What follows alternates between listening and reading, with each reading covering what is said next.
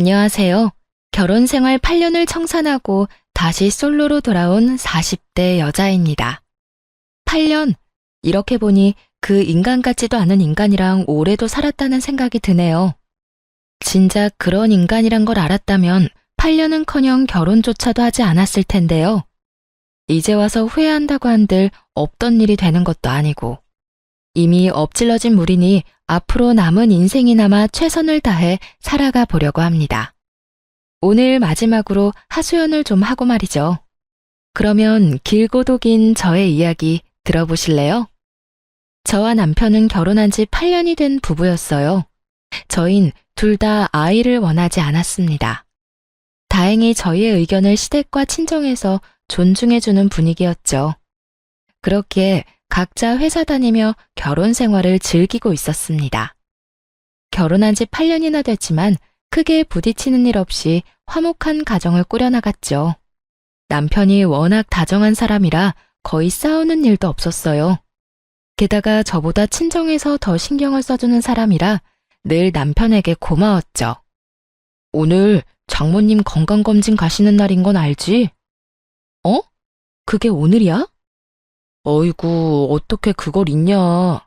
당신 그럴 줄 알고 나 오늘 연차냈어. 내가 모시고 다녀올게. 정말? 고마워. 어떻게 그걸 잊을 수가 있지? 당신 아니었음 오늘 큰일 날 뻔했네. 바쁘다 보면 그럴 수도 있지. 장모님은 내가 잘 모시고 다녀올 테니까 당신은 출근이나 잘하세요. 이렇듯 남편은 제가 잊은 친정 일에도 발벗고 나서주었어요. 그런 남편의 모습에 결혼 하나는 정말 잘했다는 생각도 많이 했고요. 남편의 이중적인 모습에 속고 있다는 것은 꿈에도 모르고 말입니다. 그렇게 잘 지내던 어느 날 몸이 이상하다는 느낌이 계속 들더라고요. 덜컥 겁이 났어요. 혹시나 암 같은 큰 병은 아닌가 해서 말이죠. 걱정을 가득 안고 병원에 가보니 그곳에서 뜻밖의 이야기를 듣게 되었어요. 축하합니다. 임신입니다. 네, 임신이라고 하더라고요. 상상하지도 못한 임신이었죠. 피임기구도 제대로 쓰고 있을 뿐더러 가능성이 높은 날은 피했는데 그 희박한 가능성을 뚫고 생긴 아기였어요. 아기를 원한 적은 없었지만 축복이라는 생각이 들었어요. 정말 말도 안 되는 확률로 온 아기잖아요. 하늘에서 보내준 선물이라는 생각이 들만하죠. 바로 남편에게 임신 사실을 알렸습니다. 남편도 많이 놀라고 얼떨떨하겠지만 결국엔 기뻐할 거라 믿어 의심치 않았어요. 하지만 남편은 임신 소식을 듣자마자 화를 내더라고요. 뭐? 임신? 임신이래. 이게 무슨 일인가 몰라. 조심하기도 하고 나이도 많아서 그런 쪽으론 전혀 생각하지 못했는데. 무슨 여자가 날짜 계산도 제대로 못해서 이사다를 만드는 거야? 우리 아이는 같이 말자고 했었던 거 잊었어? 이제 어떻게 할 거야? 남편의 말을 듣고 있자니 섭섭한 마음이 확 들더라고요. 아무리 임신 계획이 전혀 없었던 상황이라고 한들 말이죠. 거기에다 저딴 식으로 대뜸 화를 내니 기분이 상하기도 했고요. 당신은 무슨 말을 그렇게 해? 내가 무슨 임신이 하고 싶어서 안달난 사람이야? 뭐 싫다는 당신한테 마구잡이로 달려들어서 몰래 한 임신이야? 그런 것도 아닌데 왜 말을 그딴 식으로 해? 언성을 높이며 남편에게 따져 물었어요. 그제야 남편은 제정신이 돌아왔는지 눈치를 살피며 이상한 변명을 늘어놓더라고요. 아니, 난 그런 뜻이 아니라 너무 놀라서 그랬지. 왜 사람이 너무 당황하고 놀라면 언성이 높아지잖아. 나도 모르게 너무 놀라서 그랬어. 당신 기분 많이 나빴지? 그런 뜻으로 한 말은 아니었어. 그러니까 오해하지 말고 기분 풀어. 오해? 당신 같으면 오해를 안 하게 생겼어? 아무리 놀랬다고 해도 어떻게 그런 말을 해? 축복은 못 해줄 망정 뭐? 이제 어떻게 할 거냐고? 그래, 말 한번 잘했네. 내가 어떻게 해주면 좋을 것 같아? 어떻게 해줄까? 그런 뜻이 아니었다니까. 여보, 내가 정말 실수했어. 미안해. 남편은 계속해서 미안하다고는 했지만 아기에 대해선 아무 말도 안 했어요. 낳자거나 낳지 말자거나 아무것도 말하지 않더라고요. 아니, 아예 임신에 대한 언급 자체를 하지 않았어요. 대신 그 뒤로 남편은 임신이 달갑지 않다는 것을 온몸으로 표현하기 시작하더라고요. 휴가 때 가려고 계획했던 여행을 취소하려는 어느 날이었어요. 아무래도 임신 때문에 몸조심을 해야 했으니까요. 이번에 우리 여행 가기로 한 것도 취소해야겠지? 아무래도 비행기 오래 타는 건 무리일 거 아니야. 그래야 하지 않을까? 노산이기도 하고 역시 조심하는 게 좋을 것 같아. 이게 뭐야? 임신 때문에 계획대로 되는 일이 하나도 없어. 지금도 이런데 애 태어나면 더 할 거 아니야. 이래서 내가 아기 갖기 싫다고 한 거였는데. 이런 남편의 말을 듣는데 짜증이 확 나더라고요. 임신하면 그렇지 않아도 몸도 힘들고 마음도 힘들잖아요. 그런데 남편까지 저런 말로 임신이 달갑지 않다는 걸 표현하니 화가 났어요. 그래서 하고 싶은 말이 뭔데? 애를 낳자는 말이야, 낳지 말자는 말이야? 싫으면 지금 말해. 그렇게 말 빙빙 돌리지 말고. 안 그래도 힘든 사람 더 힘들게 하지 좀 마. 그간 남편에게 하고 싶었던 말을 쏟아냈습니다. 그렇게까지 화를 내니 남편은 한 발 물러서 또 눈치를 살피더군요. 아니, 그런 뜻이 아니잖아. 그냥 나는 아쉬워서 그렇지. 이번 여행 우리가 정말 기대했었는데 이렇게 취소해야 하니까 아쉬워서 그랬어. 여행 취소해서 아쉬운 것도 당신이 달갑지 않아 하는 것도 다 알아. 근데 이왕 생긴 아기 축복이라고 생각하고 좋게 말해주면 안 돼? 없을 것도 아니고 낳아서 키워야 하잖아. 대체 언제까지 그렇게 임신 탓하고 있을 건데? 미안해. 내가 생각이 짧았어. 당신도 많이 힘들 텐데 말 그렇게 해서 미안해. 남편은 또다시 미안하다고 하며 상황을 넘기려 했습니다. 그렇게 계속 반복되는 남편의 반응에 스트레스를 많이 받았죠. 그러면서 정말 이 아기를 낳아도 되는 것인지 걱정도 되더라고요. 지금도 저러는데 출산 이후 남편이 어떻게 변할지 모르는 일이니까요. 막상 낳은 아기가 너무 예뻐 남편이 좋게 변한다면 더없이 행복한 결말일 테지만 그렇지 않은 경우라면 상상도 하기 싫더라고요. 그건 저에게도 나쁘겠지만 태어날 아이에게도 끔찍한 상황일 게 분명했으니까요. 그러는 와중 시부의 생신날이 되었습니다. 매년 밖에서 하던 생신잔치를 갑자기 집에서 한다고 하더라고요. 그렇지 않아도 컨디션이 좋지 않은 몸인데 시부의 생신이니 어쩌겠어요. 힘들게 장을 봐 시댁으로 갔습니다. 그날따라 남편의 회사 일로 시모는 볼일로 바빠 혼자 생신상을 준비했어요. 그렇게 홀로 정신없이 음식을 준비하는데 갑자기 배가 참을 수 없이 아파오더라고요. 아래쪽에서 무언가 흘러나오는 느낌이 들어 급하게 병원으로 갔죠. 보통 큰일이 아니라고 직감했지만 그땐 이미 늦은 후였습니다. 아기가 하늘나라로 갔다는 소식을 듣고 말았으니까요. 그렇지 않아도 노산이었던 터라 조심 또 조심했어야 했는데 온종일 음식을 하느라 애를 썼더니 몸이 버티지 못했던 것이었어요.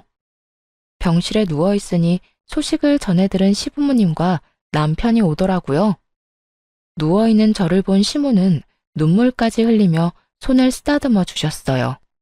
그러고는 남편을 질책하기 시작하시더라고요. 넌 네 마누라가 임신했으면 진작 나한테 말을 했어야지. 그랬으면 이런 일은 없었을 거 아니야. 아니, 애초에 네 마누라가 임신했다는 사실을 알긴 했었던 거야? 시모의 질책이 쏟아지자 남편은 다 기어들어가는 목소리로 대답했습니다. 내가 남편인데 그걸 왜 몰랐겠어. 혹시나 해서 좀 지나면 말씀드리려고 했어요. 안 하느니만 못한 남편의 답은 시모의 화에 기름을 부어버렸습니다. 이어 시모의 입에서 나온 말들은 저를 충격에 빠뜨리기에 부족함이 없었어요. 그걸 아는 녀석이 왜 이번 생신은 집에서 축하하자고 우겨댄 거야? 내가 오늘 볼 일이 있어서 음식할 시간 없다고 말했지? 그래도 집에서 할 거라고 그렇게 우기더니 그렇지 않아도 네 와이프 노산인데 고생할 건 생각도 안 한 거야? 시모의 말을 들어보니 시댁에서 시부의 생신을 축하하자고 남편이 우겨댔더라고요. 시모가 약속이 있어 그건 곤란하다고까지 했는데도 말이죠. 남편은 시모의 말에 크게 당황하더니 말도 안 되는 변명을 해대기 시작했어요. 아니, 바깥 음식 먹기 지겹잖아. 난 그냥 집에서 간단하게 미역국이나 먹으면 되겠지 하는 마음에 그랬던 거야. 나라고 일이 이렇게 될 줄 알았겠어? 몰랐다는 말만 하면 그만이야? 애는 둘째치고 네 와이프 몸 상한 거는 어떻게 할 거야? 나도 속상해. 나라고 마음 편한 줄 알아. 나도 정말 이렇게 될 줄은 몰랐다고. 남편은 일이 이렇게 될 줄 몰랐다고 계속해서 말했어요. 하지만 의심의 끈을 놓을 수가 없더라고요. 아무래도 제 몸에 무리가 가게 하기 위해 남편이 일부러 이딴 짓을 벌인 것 같았어요. 그렇지 않고서야 어떻게 설명할 수 있을까요? 갑자기 집에서 생신상을 준비하자느니 타이밍 좋게 회사에 급한 일이 생겼다느니 평소와 다른 행실이 의심스럽기 짝이 없었죠. 무엇보다 수상한 건 남편이 지나치게 제 눈치를 살핀다는 거였어요. 물론 유산을 했으니 눈치를 살피는 게 당연하긴 했죠. 그런데 눈빛이 뭔가 이상했습니다. 걱정과 우려가 섞인 눈빛이 아니라 초조함이 담긴 눈빛 같더군요. 마치 죄 지은 사람이 눈치를 살피는 것처럼요. 그렇게 남편에 대한 의심은 나날이 커졌습니다. 그리고 유산의 아픔에서도 쉽게 벗어나지 못하고 있었어요. 갑작스러운 임신과 그보다 더 갑작스러운 유산은 생각보다 큰 아픔으로 다가왔어요. 나이가 있어서 그런지 회복도 더디더라고요. 몸이 성치 않은데 마음도 힘든 상황이 이어지니 결국 회사를 그만두었습니다. 몸과 마음을 다스리는 데 집중해 보려고요. 그렇게 혼자 힘든 시간을 보내고 있는데 친정엄마가 여행을 제안하더라고요. 당시 엄마의 생신이 다가오고 있었는데 겸사겸사 다 함께 떠나자고 말이죠.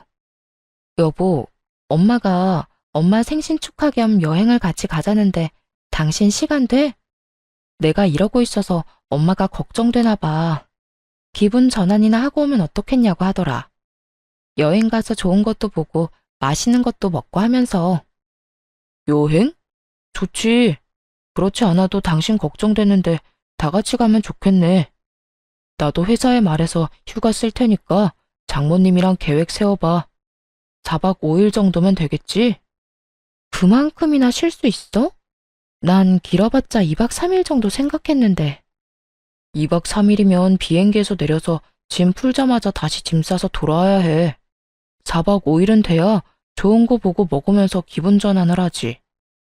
회사에 미리 이야기하면 되니까 난 신경 쓰지 말고 당신 하고 싶은 대로 계획 짜.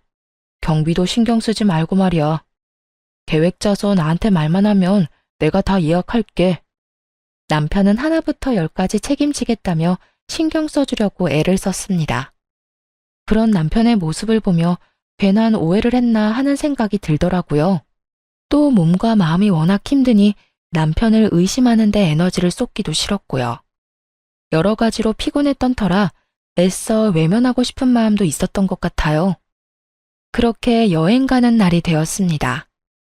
그런데 당일 아침 남편이 곤란한 표정으로 이런 말을 하더군요. 여보, 어떻게 하지? 나 여행 같이 못 갈 것 같아. 오늘 회사에 중요한 미팅이 잡혀서 나도 참석해야 한다지 뭐야? 남편의 말을 듣자 절로 표정이 굳었습니다. 남편은 그런 제 얼굴을 보고는 자신의 휴대전화를 보이더라고요. 대리님, 오늘 오후에 급한 미팅이 잡혔어요. 아무래도 대리님 연차 다시 반납하시고 회사로 오셔야 할 것 같아요. 부장님께서 빨리 대리님께 연락하라고 하셨어요. 근 5년간 그 회사랑 거래했던 내역이랑 리스트 정리해서 보고서 올리라고요. 설마 벌써 비행기 타신 건 아니죠? 보시는 대로 빨리 연락 좀 주세요. 회사에서 온 연락은 한눈에 봐도 다급해 보이더라고요. 아쉽지만 그간 남편이 준비하던 일이 중요하다는 걸 알고 있었습니다. 그래서 더는 남편을 붙잡아두면 안 되겠다는 생각이 들었어요. 알겠어. 급한 일이라는데 어쩔 수 없지 뭐. 여행은 부모님이랑 다녀올 테니까 당신은 신경 쓰지 말고 회사 가봐. 아니야. 오후 미팅이라고 하니까 당신 공항에 데려다 주고 가면 돼. 장모님이랑 장인어른은 따로 가신다고 했으니까 당신 혼자 가야 할 거 아니야. 그럴 시간이 돼? 보고서 작성도 해야 하잖아. 빨리 모셔다 드리고 회사 가서 하면 다 됩니다. 얼른 가자. 당신 가는 거 보고 이래야 일이 잘 될 것 같아서 그래.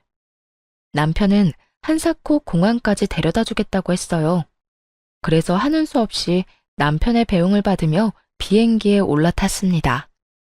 그렇게 좌석에 앉아 휴대전화를 꺼냈을 때였어요. 전원을 끄기 전에 남편에게 고맙다는 문자를 보내려고요.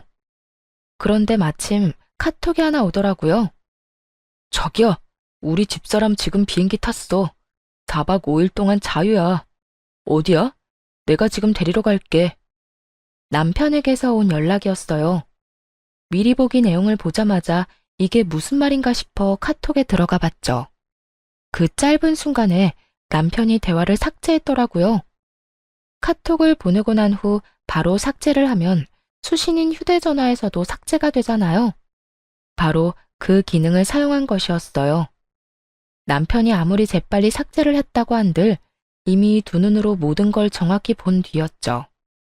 그렇게 남편이 외도를 저지르고 있다는 걸 확신하게 되었습니다.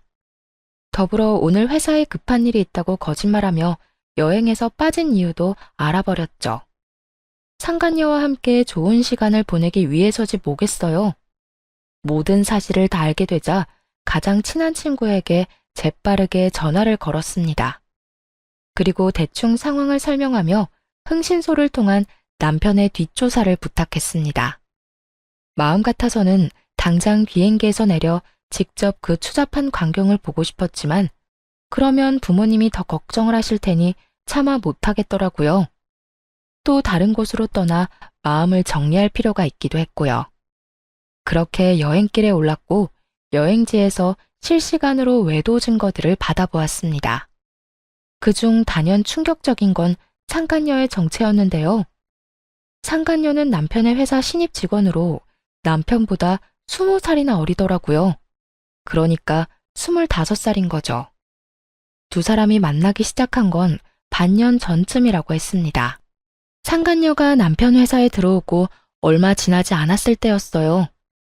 그땐 제가 임신을 하기 전이었거든요.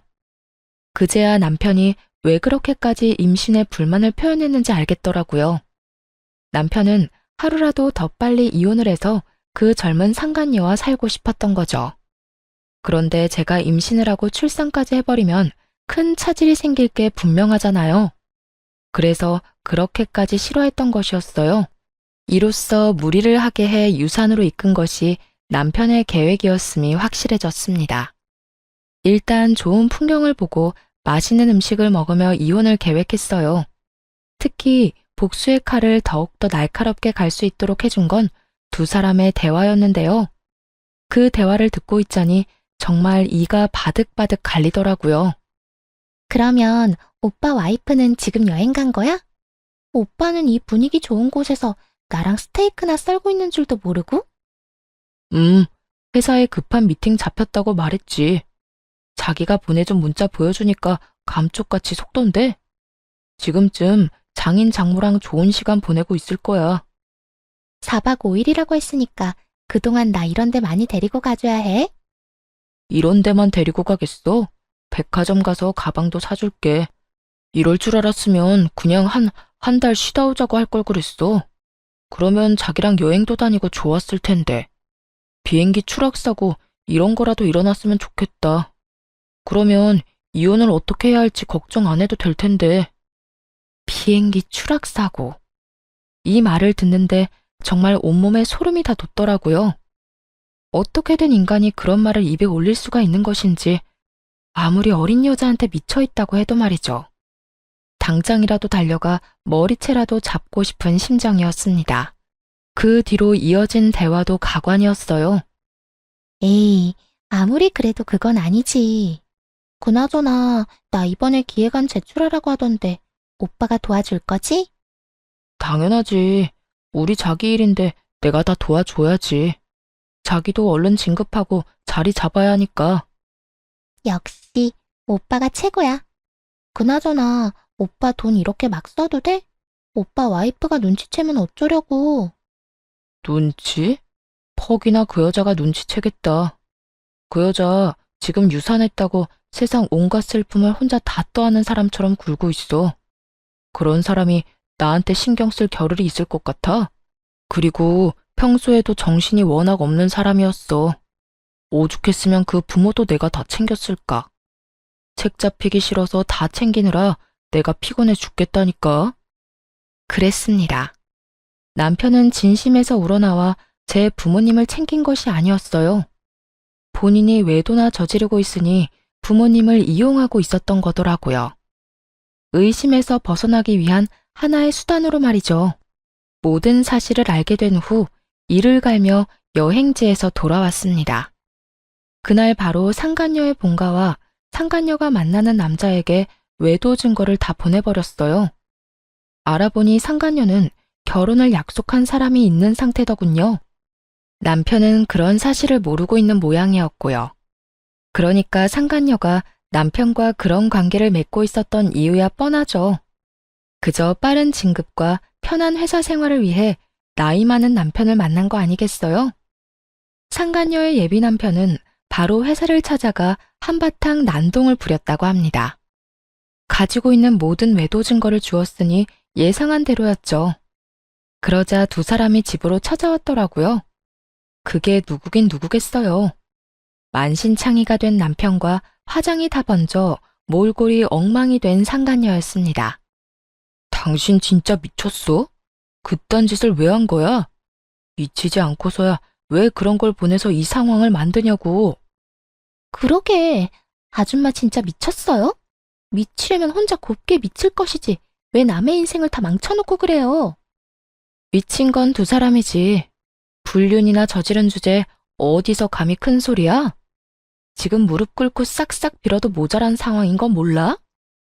내가 왜 무릎을 꿇어요? 뭘 잘못했다고? 아줌마 남편이 먼저 나한테 만나자고 했어요. 남편 하나 못 휘어잡은 주제에 누구한테 무릎을 꿇으라 말아야? 상간녀는 정신이 나가버린 사람처럼 악다구니를 써댔습니다. 그래서 눈 하나 깜짝 안 하고 그런 상간녀에게 겁을 주었죠. 야, 너 이제부터 말 한마디 한마디 잘 생각해서 하는 게 좋을 거야. 너 지금 결혼만 깨졌지? 과연 이게 마지막일 거라고 생각해? 네가 지금 어떻게 행동하냐에 따라서 네 미래가 달라질 거야. 나 시간 많거든? 내가 여기서 더 많이 화가 나잖아. 그러면 나 평생 너 쫓아다니면서 네 앞날에 똥칠해줄 수 있어. 네가 결혼한다고 하면 그 식장에 가서 난동을 피울 거고, 네가 재취업을 한다고 하면 그 회사에 찾아가서 뒤집어 엎어버릴 거야. 그러니까 그런 꼴 당하기 싫으면 그냥 입 다물고 있어. 상간녀는 할 말이 없는지 그저 씩씩거리며 노려보고 있었습니다. 그런데 이번엔 남편 놈이 뚫린 입으로 말 같지도 않은 말을 해대기 시작하더군요. 틀린 말 한 게 하나 없는데 무슨 말을 그렇게까지 해? 무릎? 참 기가 막혀서. 당신이 가만히 있었다면 그깟 무릎 얼마든지 꿇어줬겠지. 그런데 당신이 그딴 짓을 벌이는 바람에 우리 두 사람 꼴이 우스워졌잖아. 당신 같으면 무릎을 꿇고 싶겠어? 도대체 왜 그런 짓을 한 거야? 우리 일은 우리끼리 조용히 대화로 해결하면 되는 거잖아. 왜 일을 이렇게까지 만들어? 어쩌면 인간의 탈을 쓰고 저렇게나 뻔뻔할 수가 있는지. 남편의 말을 듣고 있자니 무슨 큰 죄를 저지른 듯한 기분이었어요. 하지만 큰 소리를 치고 있는 남편에게 지지 않고 맞서주었죠. 내가 누구 좋으라고 대화로 문제를 해결해? 두 사람은 불륜 저지르면서 대화로만 사랑을 나눴어? 아니잖아. 온갖 추잡한 짓은 다 했을 거 아니야. 본인들은 그렇게 하고픈 거 다 하고 다녔으면서 뭐? 조용히 대화로 이 문제를 풀어내길 바란다고? 뻔뻔해도 너무 뻔뻔한 거 아니야? 정신 차려. 내가 아니라 네가 잘못한 거야. 네가 바람을 피운 거라고. 잘못은 네가 한 주제에 어디서 큰 소리를 쳐? 저 역시 남편을 향해 고함을 질러버렸습니다. 그러자 남편은 인상을 잔뜩 찌푸리더니 차라리 잘 됐다고 이혼하자고 하더군요. 됐다 됐어. 차라리 잘 됐어. 그냥 이혼하자. 어차피 당신이랑 이혼하려고 했는데 시간 낭비할 일 없겠어. 이렇게 된 거 무릎 꿇고 용서를 빌 필요도 없는 것 같고. 내가 그렇게 해봤자 당신도 마음 풀리지 않을 거 아니야. 그냥 깔끔하게 이혼해. 그래, 바라던 바야. 그런데 내가 진짜 궁금한 걸 참을 수가 없어서 하나만 묻자. 당신, 나 임신했을 때 아버님 생신상 차리게 만들었잖아. 그래서 유산까지 하게 된 것도 당신 계획이었어? 나하고 이혼할 때 걸림돌이 될까봐 일부러 그런 상황을 만들어낸 거니? 확신을 가지고 남편에게 물으면서도 내심 아니라는 말을 하길 바랬던 것 같아요. 그래도 사랑했던 사람인데 그 정도로 최악이란 사실을 받아들이기 힘들었으니까요. 하지만 바램과는 달리 남편은 모든 사실을 털어놓기 시작하더군요. 그래, 맞아. 이렇게 된 마당에 거짓말을 해봤자 뭐 하겠어? 당신이 생각한 대로 내가 다 계획한 거야. 당신이 무리를 하면 유산을 할 수도 있겠다고 생각해서 말이야. 그런데 정말 내 생각대로 다 될지는 몰랐어. 어처구니가 없더라고요. 그런 상황을 다 만들어 놓고선 정말 유산을 할지는 몰랐다니. 그것만 해도 충격이 큰데 남편은 더 충격적인 말을 이어서 해댔습니다. 이제 와서 하는 말이지만 유산한 거 사실 당신한테도 좋은 일 아니야? 난 당신이 무사히 출산을 했다고 하더라도 무슨 수를 써서든 이혼했을 거야. 그렇게 되면 당신도 당신이지만 그 애의 삶도 얼마나 처량하겠어? 그러니까 나 너무 원망만 하지 말고 차라리 다행이다 생각하고 살아. 그게 당신한테도 좋으니까 말이야. 남편의 말을 들으니 정말 너무 화가 나 눈앞이 새하얗게 되더라고요. 그대로 바로 손에 들고 있던 커피를 남편의 얼굴에 부어버렸습니다. 그리고 이게 무슨 짓이냐고 고함을 지르는 남편에게 한마디 해주었어요. 이 인간 같지도 않은 쓰레기가 그걸 지금 말이라고 해? 다행, 네가 쓰레기라는 걸 지금이라도 알아서 다행스럽다 정말. 더는 얼굴 보고 있는 것도 구역질나니까 당장 꺼져. 저 여자 데리고 당장 내 눈앞에서 사라지라고. 나라고 다를 줄 알아? 나도 당신 얼굴 보면 구역질나. 다 늙어빠진 주제 성격만 더러워서는 바로 이혼할 준비나 해. 괜히 나한테 복수한다 치고 이혼 안 한다고 버티지 말고. 그래야 이 예쁘고 젊은 애랑 하루라도 빨리 결혼해서 살 거 아니야? 위자료는 얼마든지 줄 테니까 바로 도장이나 찍어. 알겠어? 남편은 끝까지 뻔뻔하게 나왔습니다. 그런데 그런 남편에게 상간녀가 대신 복수를 해주더라고요. 아저씨 미쳤어요? 내가 왜 아저씨랑 결혼을 해요? 앙칼진 상간녀의 말에 남편이 화들짝 놀라며 상간녀를 바라보더군요. 이런 반응을 예상도 못한 눈치였어요. 남편은 한치 의심도 하지 않았던 거죠. 20살이나 어린 상간녀가 자신을 진심으로 사랑한다고 말이에요. 그런 남편의 믿음을 상간녀가 산산조각 내기 시작했죠. 20살이나 늙은 유부남을 내가 정말 사랑했다고 믿은 거예요? 순진한 거야, 멍청한 거야. 아까 내 약혼자가 와서 사무실 뒤엎는 걸 봤잖아요. 그걸 보고도 내가 정말 아저씨를 사랑했다고 생각해요? 그러면 나하고는 왜 만난 거야? 날 사랑한다고 했잖아. 나랑 같이 살고 싶다며. 그 말을 다 믿었다니. 이제 보니 멍청한 거네. 난 그저 아저씨를 이용해서 회사 생활 좀 편하게 하려던 것뿐이라고요. 그런데 이제 아저씨를 더 만날 이유가 있을까요? 회사에서 잘리게 생겼고 더는 회사 다닐 일도 없을 텐데요. 결혼은 무슨? 다신 아저씨랑 만날 일은 없을 거예요. 어디서 주제도 모르고 나하고 결혼할 생각을 할 수가 있는지. 상간녀는 최선을 다해 열변을 토하며 진실을 말했어요. 막상 남편은 제대로 듣지 않고 있었지만요. 저런 모욕적인 말을 들으면서도 상간녀를 붙잡고 헛소리할 정도였으니까요. 자기야, 진짜 왜 그래? 지금 집사람이 보고 있어서 그래? 자기도 다 들었잖아. 나 이제 저 여자랑 곧 이혼해. 그러면 자기랑 행복하게 살 수 있다고. 남편은 제가 아니라 상간녀에게 무릎을 꿇고 울고불고 매달리고 있었습니다. 하지만 상간녀는 그런 남편의 손을 가차없이 뿌리쳐버리더군요. 아, 진짜. 구질구질하게 왜 이래? 말귀를 못 알아먹어요? 난 평생 노인네 뒷바라지나 하면서 살 생각 전혀 없다고요. 그러니까 아저씨도 꿈 깨세요. 상간녀는 한결같이 냉정한 모습으로 남편을 대했어요. 그런 상간녀의 모습에 남편은 드디어 현실을 자각한 듯 원망을 쏟아내더라고요. 다 진심인 거야? 네가 어떻게 나한테 이럴 수가 있어? 어떻게 나한테 이럴 수가 있냐고. 내가 너한테 지금까지 뭘 해줬는데? 누가 해달라고 했나?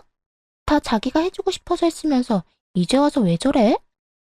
상간녀는 절망을 쏟아내는 남편이 지긋지긋하다는 듯 굴었습니다. 더 이상 듣고 있고 싶지 않았어요. 그대로 그 꼴값을 떠는 인간들을 집에서 내쫓아 버렸습니다. 두 사람은 한참을 현관문 앞에서 다툰다 싶더니 경비분의 손에 쫓겨났습니다. 워낙 시끄러워서 다른 주민이 신고라도 했던 거겠죠. 그 후 이혼 소송과 상간녀 소송까지 진행해 모두 승소를 했습니다. 덕분에 위자료를 받고 이혼할 수 있었어요. 상간녀는 끝까지 미안하다는 말 한마디 없었습니다. 중간에 남편이 설득을 어떻게 한 것인지 다시 사이가 좋아졌더라고요. 20살이나 많은 이혼남을 옆에 끼고 으스대는 꼴이 참 웃기지도 않았어요. 드디어 다 끝났네요. 받은 위자료로 새 출발 잘하세요, 아줌마. 난 아줌마가 이혼해준 덕분에 돈 걱정 안 하고 살 테니까. 백수 신세의 20살 많은 남자가 뭘 어떻게 해주려나? 과연 돈 걱정 안 하게 해줄지 모르겠네. 뭐 그렇게 생각해서 네 마음이 편하다면 그대로 살아. 정신 건강에는 좋겠네. 어머, 아줌마 몰랐어요? 우리 자기 집에 재산이 좀 있다던데. 그래서 그렇게 쉽게 이혼한 건가? 들어보니까 우리 오빠 물려주려고 건물도 처분하시려고 한다던데요? 그렇지, 오빠. 그럼 내가 다 알아봤지. 3층짜리 건물 처분하려고 부동산에 내놨다고 하더라고. 그거 처분하면 누굴 주겠어? 하나뿐인 아들인 날 주시겠지. 내가 그 돈으로 우리 자기 돈 걱정 없이 살게 해줄게. 자기는 그냥 내 옆에 있기만 해. 들었죠? 아줌마는 좀 억울하겠어요. 더럽고 치사해도 참고 버텼으면 돈은 펑펑 쓰면서 살았을 텐데. 볼 꼴 못 볼 꼴 다 보고 이 대박 기회를 놓쳤으니 얼마나 억울하겠어? 내가 아줌마 억울하지 않게 부지런히 잘 쓸게요, 그 돈. 들어보니 전 남편은 상간녀를 전 시댁의 재산으로 홀린 듯 하더라고요. 그제야 왜 둘의 사이가 다시 좋아졌는지 이해가 됐습니다. 상간녀는 결혼도 무산되고 본가에서도 쫓겨났으니 갈 곳이 없었겠죠. 그러다 전 남편이 재산을 받을 것 같자 나이 많은 그의 곁을 남기로 한 것이었고요. 그래서 시샘이 나거나 후회했냐고요? 전혀요. 억만금을 준다고 해도 저 남자와는 더 살 생각이 없었습니다. 또 시부모님은 저딴 인간에게 재산을 물려주실 분들이 아니라고 확신했어요. 그래서 별로 약이 오르지도 않더군요. 그리고 만에 하나 그 돈을 물려받는다고 쳐도요. 저렇게 이루어진 가정이 평탄할 리 없지 않겠어요? 마음대로 해라. 그런데 있잖니. 세상 모든 것이 네 뜻대로 흘러가진 않을 거야. 그 돈이 정말 네 손으로 들어오게 될지는 난 잘 모르겠다. 그래도 넌 그렇게 믿고 살아. 그래야 네 말대로 노인네 뒷바라지 할 의욕이라도 생길 테니까. 그렇게 말한 후 홀로 돌아와 그 두 사람을 잊고 살려고 노력했어요. 그런데 3개월이 지난 어느 날 전 시부모님이 찾아왔더라고요. 아가, 잘 지냈니? 우리가 이제야 너희가 왜 이혼을 했는지 자세히 알게 되었어. 그동안 얼마나 마음고생을 했니?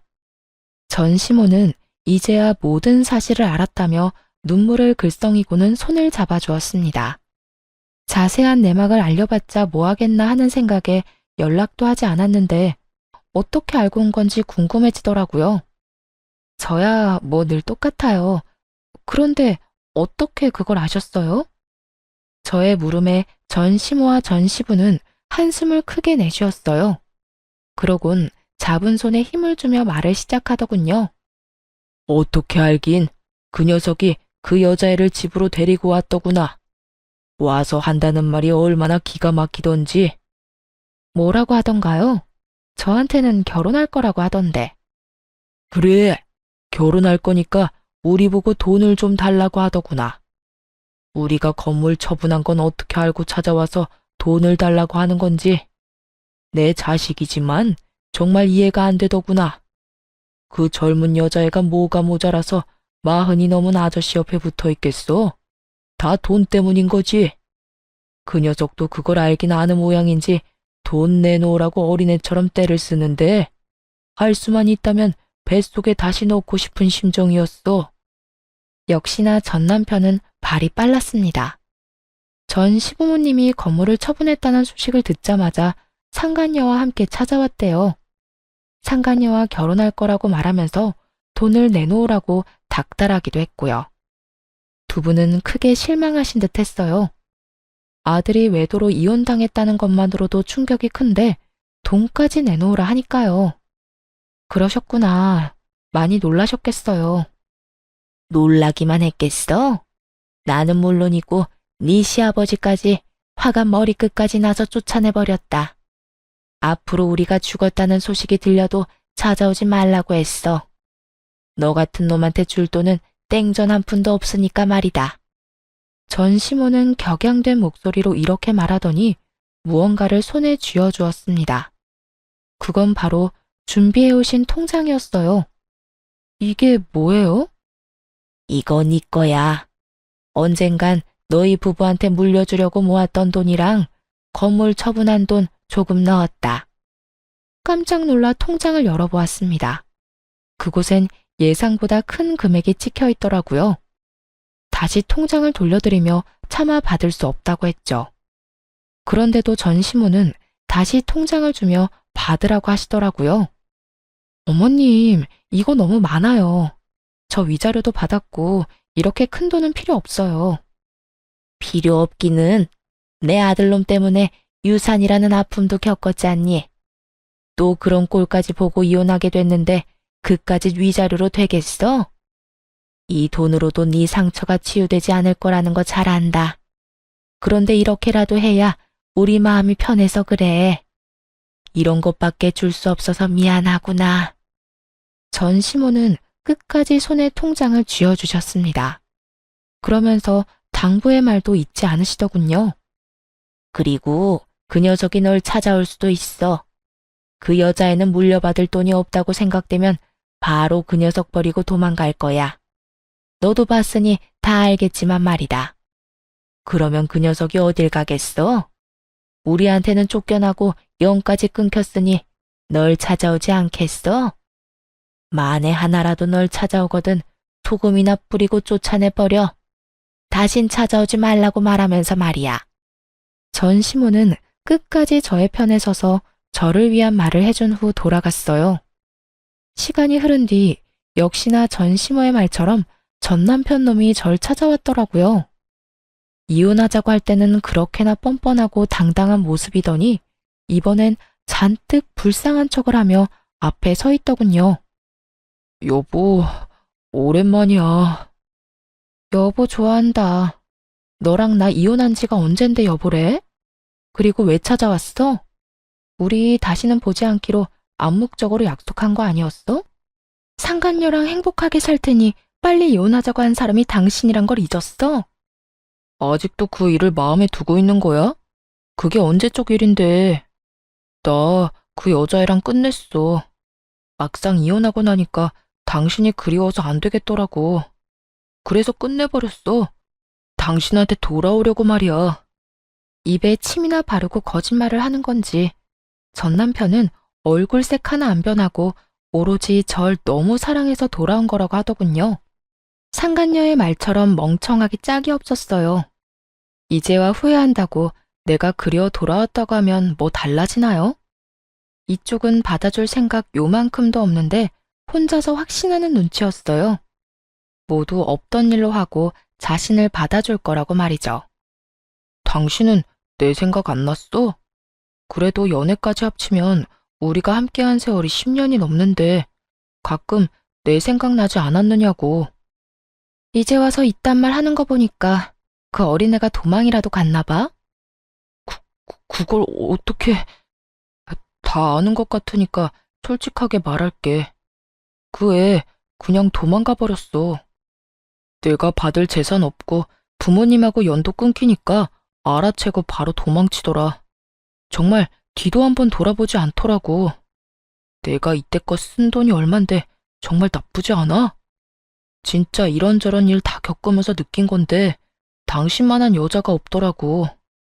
당신처럼 나랑 잘 맞고 나를 잘 이해해주는 사람이 없었어. 그래서 하는 말인데 나랑 다시 시작하면 안 될까? 전 남편은 어느새 뻔뻔한 모습으로 돌아와 다시 시작하자는 말을 했어요.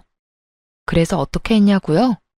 그런 남편의 얼굴에 손에 쥐고 있던 굵은 소금을 뿌려주며 이렇게 말했죠. 이거나 먹고 떨어져. 어디서 꼴같잡게 재결합을 우는 애? 내가 미쳤어? 너 따위 놈이랑 다시 살게. 너 같은 거 돈 주면서 데리고 살라고 해도 싫다 이 말이야. 전 남편은 이런 반응을 예상하지 못했다는 듯 황당하단 눈빛으로 바라보더군요.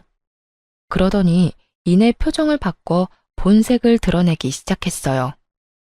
그래, 그러면 돈이나 좀 내놔. 돈? 나한테 돈 맡겨놨어? 뭐 이리 당당하게 돈을 달래? 나 다 알고 있거든. 우리 부모님이 당신한테 돈 줬지? 내가 다 듣고 왔으니까 발뺌할 생각하지 마. 그거 원래 내가 다 받았어야 할 돈이야. 그러니까 그 돈 내놓으면 조용하게 가줄게. 뭐 이런 미친놈이 다 있나 싶었어요. 기껏 찾아와서 한다는 짓이 하소연과 돈 타령이라니. 이 와중에 미안하다는 말은 한마디도 하지 않고 말이죠. 너 미쳤니? 내가 그 돈을 줄 것 같아? 정신 좀 차려라. 이 돈 정당하게 내 손에 들어온 돈이야. 그런 돈을 내가 왜 당신을 줘? 당신 같으면 주겠어? 정당? 정당 같은 소리 하네. 전부 우리 부모님 돈인데 남인 당신이 그 돈을 왜 받아? 그거 내가 소송 걸면 다 나한테로 돌아오게 되어 있어. 그러니까 그때 가서 후회하지 말고 지금 내놔. 지금 나한테 주면 그 돈의 절반은 당신 줄게. 예정을 생각해서 말이야. 아, 그러셔? 그러면 당신이 말한 대로 소송 걸어. 걸면 되겠네. 그렇게 깔끔한 방법을 두고 왜 여기 와서 이 난리야? 피차 얼굴 보기도 싫은 사이에 이러고 있지 말고 가서 변호사나 선임해. 그래야 이 아까운 돈 한 푼이라도 받아갈 거 아니야. 전 남편에게 한마디도 지지 않고 맞섰습니다. 그러자 전 남편은 할 말이 없었는지 난동을 피우더라고요. 야, 얼른 돈 못 내놔?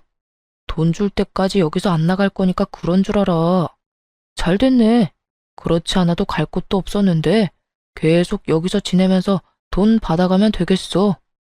내 꼴 보기 싫다고 했지? 그런데 어떻게 하냐? 난 당신한테 돈 받을 때까지 안 나갈 건데. 기어이 전 남편은 바닥에 드러누워 눈을 감아버렸습니다. 그런 전 남편의 모습을 보며 끝까지 진상이다 싶었어요. 결국 경찰서에 신고를 해버렸고 전 남편은 경찰의 손에 의해 쫓겨나게 되었죠. 그런데 그게 끝이 아니었습니다. 이번에는 상간녀에게 연락이 다 왔더라고요. 전 남편을 제발 좀 데리고 가라고 말이에요. 쫓겨난 전 남편이 이쪽으로 오는 대신 상간녀를 찾아가 진상을 부려댔나 봐요. 아줌마 남편 좀 데리고 가세요. 혼자 사는 거 힘들 텐데 저 남자라도 데리고 가서 살라고요. 내가 미쳤니? 너도 싫은 남자 나라고 좋겠어? 그러지 말고 잘 데리고 살아. 너 좋다고 그렇게까지 매달리는 남자 살면서 찾기 힘들다.